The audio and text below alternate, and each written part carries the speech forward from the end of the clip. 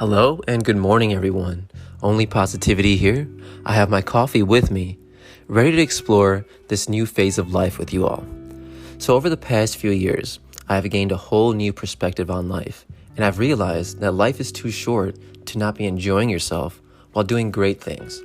So, come along with me as I explore this new lens through fitness, photography, reading, traveling, cannabis, and much more.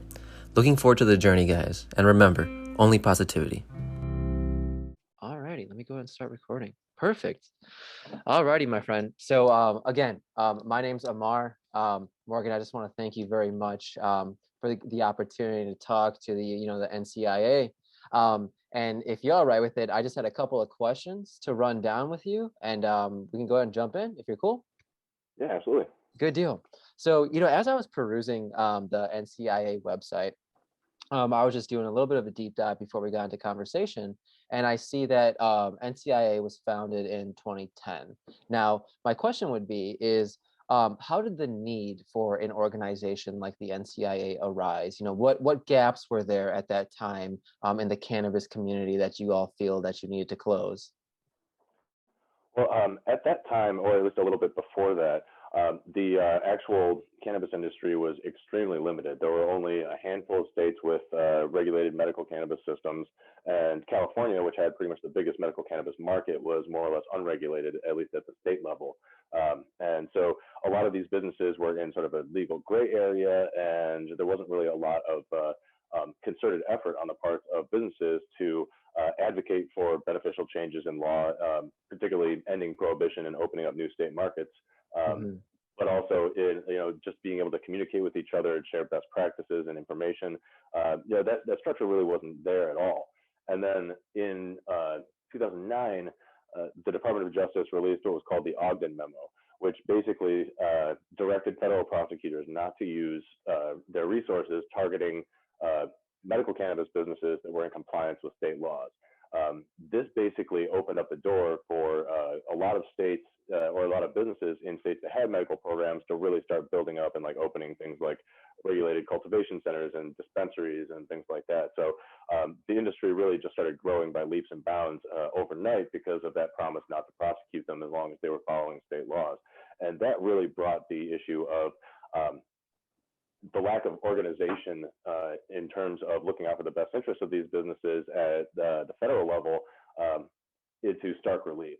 So that basically was the impetus for NCIA's founding, to be able to collect the expertise and the resources of all of these businesses in various states with regulated cannabis markets and put them towards changing federal law and ending prohibition.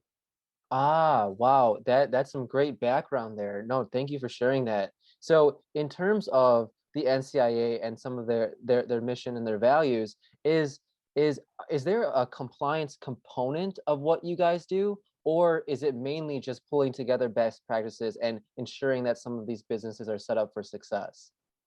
Well, we're not directly involved in ensuring that cannabis businesses are compliant. Okay. We have a number of members whose companies exist solely for that purpose. So cannabis businesses will hire these companies that then ensure that they're in compliance with all applicable state and local laws. So primarily, what we do is federal lobbying. So Oh. we've got a full-time in-house lobbying staff in Washington, D.C. That works with lawmakers to introduce and support and promote legislation related to cannabis policy, whether that's removing it from the schedule of controlled substances and regulating it, to trying to push for restorative justice provisions in major pieces of legislation, to more incremental things like allowing banks to more easily work with cannabis businesses, or removing barriers to research and allowing veterans to more easily access cannabis through the VA system and things of that nature.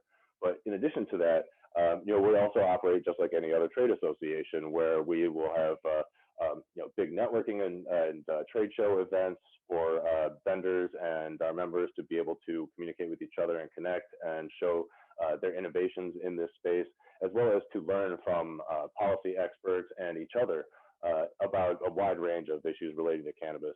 Pretty much anything that you could possibly think of that would intersect with what is, both a very unique but also increasingly just standardized and normalized agricultural commodity. Um, and in addition to that, we try to provide educational resources as well as tools for businesses to be able to thrive.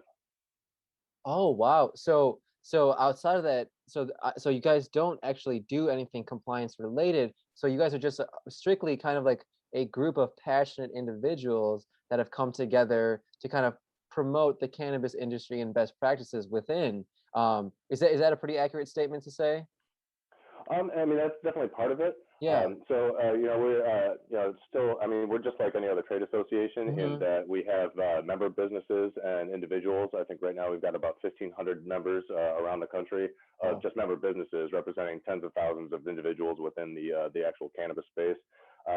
But in addition to doing things like education and federal lobbying, we also try to influence state and local regulations.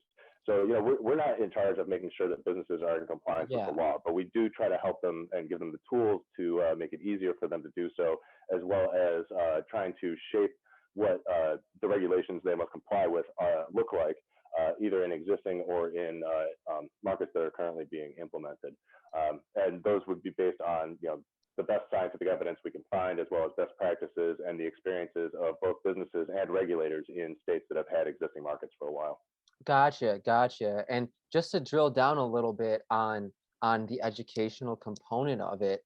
So I personally, right, in my experience with cannabis and whatnot, really feel like education is important in that area, right? Not only with, the chemical makeup of the plant itself, but also the proper ways to utilize it, and the therapeutic uses of it, right? Now, I'm sure that's part of the NCIA's MO, but as far as education goes, what types of education do you all promote to some of your members and the conglomerate of people that are within your sphere of influence? Oh, all sorts of things. Everything from how to properly design your facilities, whether that be cultivation or testing or processing or retail.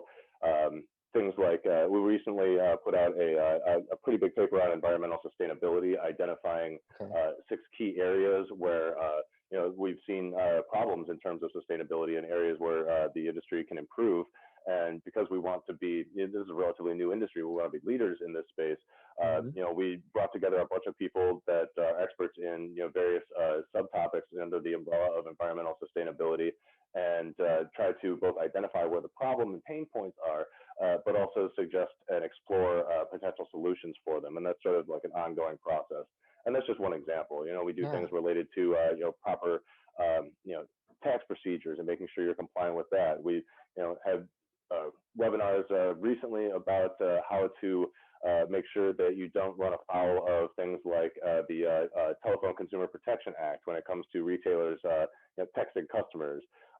Just really a whole gamut of different topics that are related to just doing business in the cannabis space.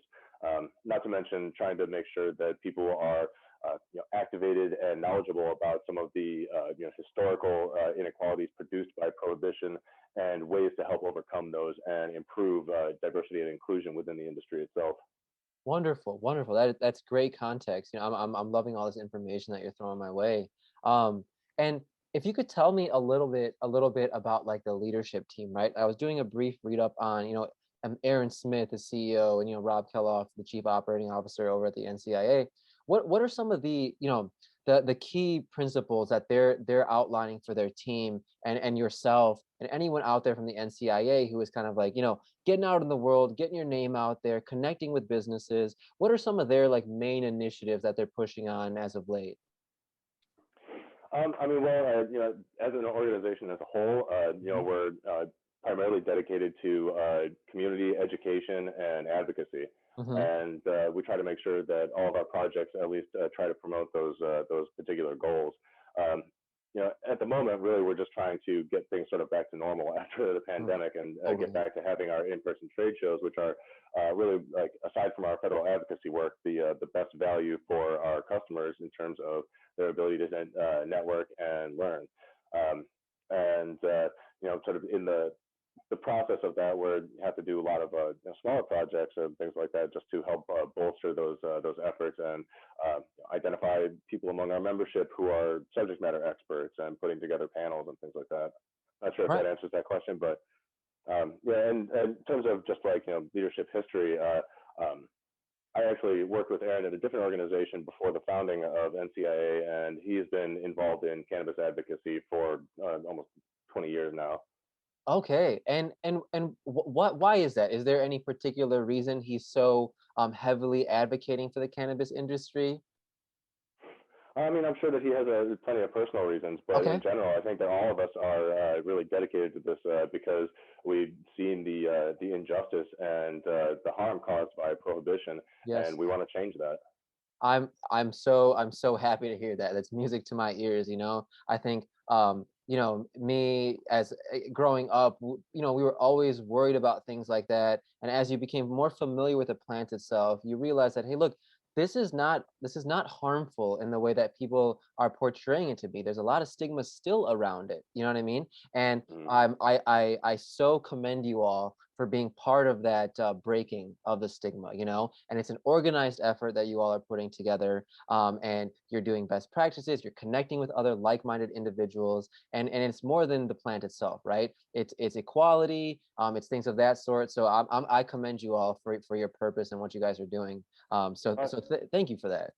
Yeah, I appreciate that. And it's not just about ending prohibition. This is a relatively new industry, and we have an opportunity to turn it into something that can be an example for other industries to follow in terms of corporate Mhm. responsibility and inclusivity and fair play, and making sure that the opportunities created by this industry are accessible to anybody that wants them.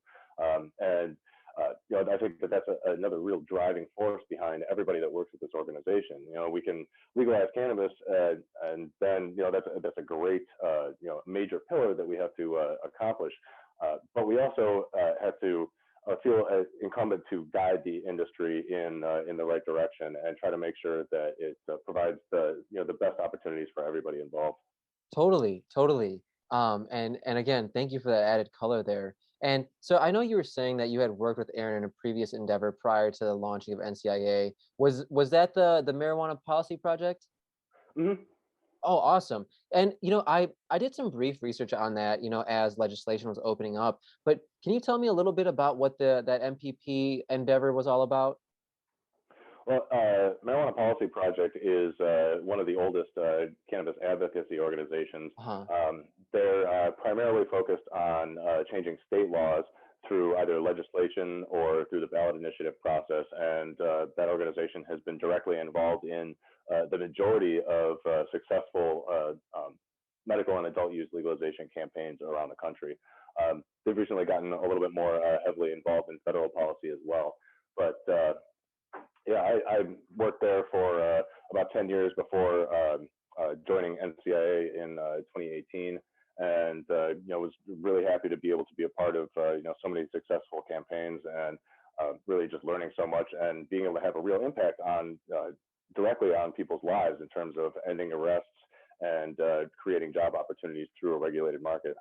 Yeah, no, wonderful. And as I was reading up on your particular profile on the NCIA website, there was a line item in your bio that said, you had experienced some legislative victories, right? So if you wouldn't mind sharing, what is one of maybe your more memorable legislative victories? And because coming from my background, right? So I'm gonna be 30 this year, and when I think about things like that, I think back to when I was in high school and like youth and government, right? And I'm from the Chicagoland area. So what we would do is we would often, create a bill, right? A mock bill. Mine was on athletic steroid testing for kids at a regular cadence. And then what we would do is we would prep a brief. We would pitch it in the House, pitch it in the Senate, and we would go to Springfield and actually do that. And there is this rush of due diligence, right? Public speaking, debating, and things of that sort. That does give you kind of a high, if you will. So I'd just be interested to hear some of your, more noteworthy legislative victories, if you're willing to share. Well, I mean, like I said, the MPP was involved in a significant number of successful campaigns at the state level. I think the one that stands out for me the most, and NCIA was very much involved in this one as well, was the adult use legalization campaign in Colorado in 2012, which was the first of its kind. And I mean, definitely like every single state that we made progress in like felt extremely important to me at the time and still does. Particularly when state legislatures were starting to pass medical cannabis initiative or medical cannabis legislation, which took a while. For the most part, medical programs were usually started via the ballot initiative, and adult use initiatives up until very recently, but up until Illinois passed law, it was pretty much the same way for adult use.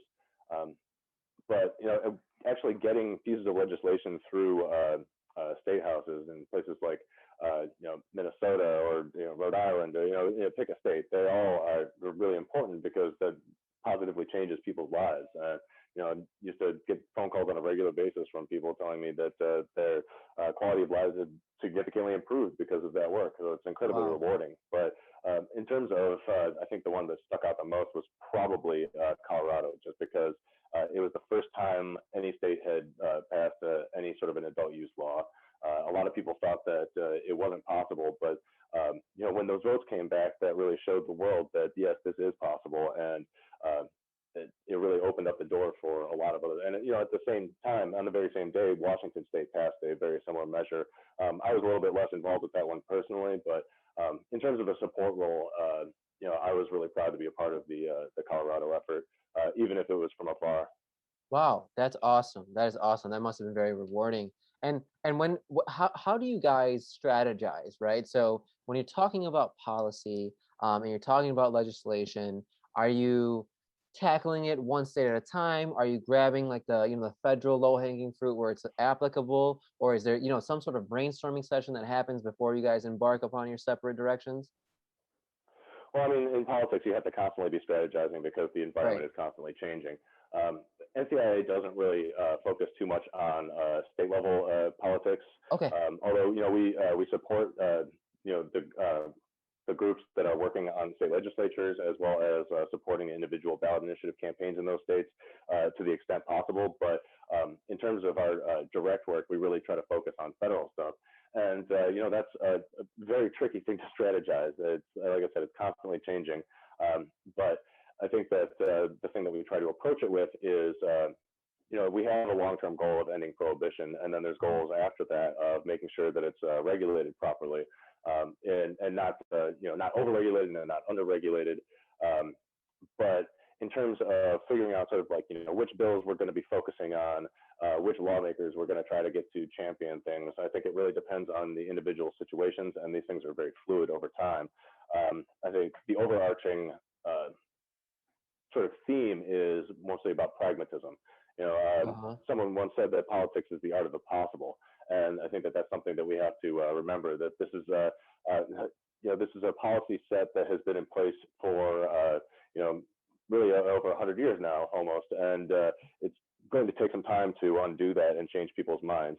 We have more momentum now than we ever have before, but it's definitely a long game issue. I see. It's patience and diligent effort over an extended period of time. What when you're approaching, how do you put it, someone who might be stuck in their ways, right? Someone who might be stuck in the stigma related to cannabis and things of that sort. How does the NCIA approach someone like that? I'm assuming you have some facts and figures that you put on hand, but in terms of like the persuasion or the conversations that I've had, how do those go? I mean, everybody's got different reasons for being opposed to legalization, just like everybody has different reasons for supporting it. You really have to tailor it to exactly who you're speaking with, and meet people where they're at, really. And also just recognizing that some people's minds you're not going to change, so you just have to try to work around them or wait until they get voted out. I see. You just have to find the people who are on the similar wavelength as you, willing to be open, willing to see change and things of that sort. And those who are not, it's kind of like, nice to meet you, but I'll move along, right? Yeah, and I mean that's also why we have a PAC, so that we can try to get supportive people into office. But we also, I think that when we were talking about specific arguments used, I think that for example, if somebody is worried about, skyrocketing teen use, we just show them the data showing that teen use has not increased in all these states that have legalized cannabis, and then explain exactly why and about how there's like pretty much perfect across the board age compliance checking. Um, and how just explaining the economics of it, and oftentimes that's really effective. If somebody is really concerned about uh, you know, I guess take a pick. There's so many different issues, and unfortunately, a lot of misinformation out there. Mm-hmm. But I think like what it really all boils down to is just making sure that people realize that this isn't introducing some new drug into society. Cannabis is widely available everywhere, Right. and it's incredibly popular. And efforts to tamp out its use and through criminal justice measures are not only are a bad goal and unjust, because people should have the freedom to use a substance that's safer than alcohol if they want to, Exactly. but also it's been an abject failure at its stated goal and caused far more harm than cannabis consumption itself can cause ever to either the individual or to society. So uh, by really just getting down to the brass tacks that we're not introducing something new, we're just dealing with something that's already here in a smarter way, tends to be a pretty effective argument. And then you have to get into the details of their individual concerns, but that's really the overarching theme. I see. I see. That is very, very interesting. And to your point about, the alcohol availability and things like that, I'm always interested to hear people's opinion on how that generated the stigma for cannabis, like generating, right? So, for example, you can go to the store and buy alcohol, you can buy tobacco products, and in many ways, those are more damaging than anything else. Also, cannabis has been around for maybe hundreds of thousands of years. When I read ancient like Buddhist scripture or Hindu scripture, things of that sort, they talk about items that sound very cannabis-like, right, or cannabis-esque. And I know Nixon had a little bit of stigmatizing during his time related to cannabis and other, quote unquote drugs and things like that. But where do you think this stigma for cannabis arose? I mean, it's really was a tool that has been used since the 30s. Mm-hmm. Cannabis was originally made illegal at the federal level because of a systemic and ongoing misinformation campaign from a guy named Harry Anslinger, who basically used race baiting and um, really just vile rhetoric to try to scare people into thinking that cannabis consumers were dangerous.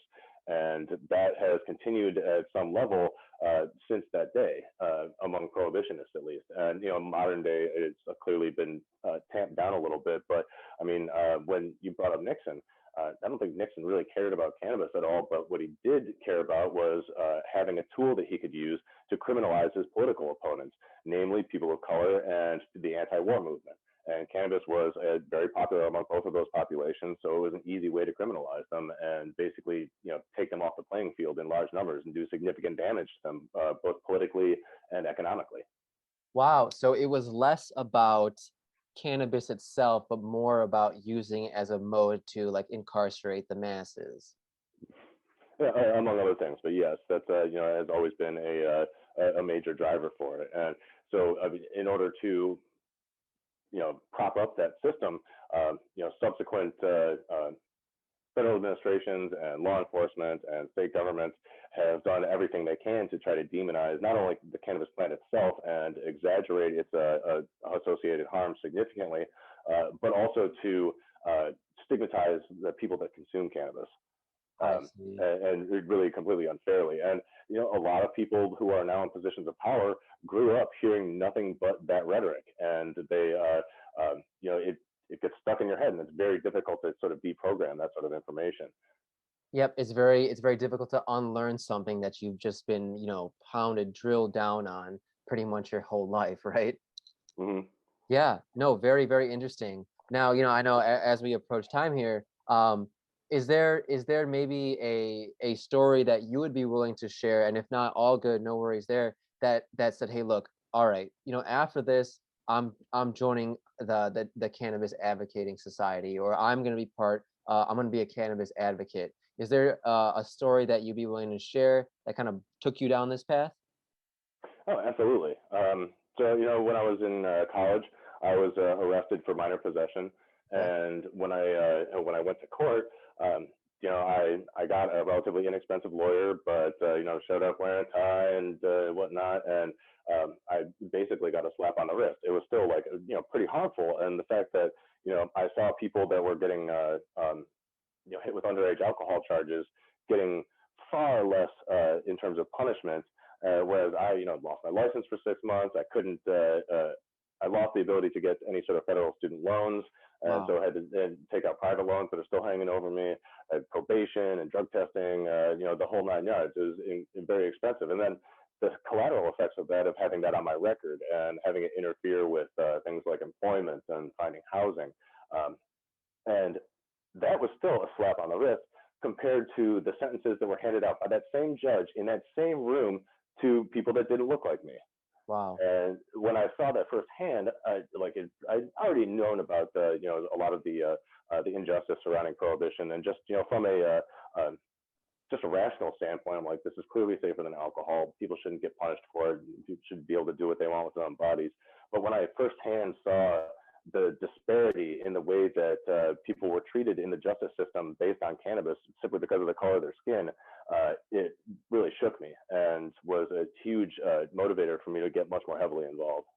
Wow, wow. Well, Morgan, I'm terribly sorry that you had to go through that, but at the same time, I'm not, because I can hear the passion in your voice for this industry, and that is pretty much supercharging me right now as well. When you see something like that firsthand, when you see people being mistreated, and some people can sit by, but other people can't. Other people can't, and I'm glad you're one of those people that are being forward thinking about it, being active about it, because I don't know, it's motivating, man. I can honestly really appreciate that.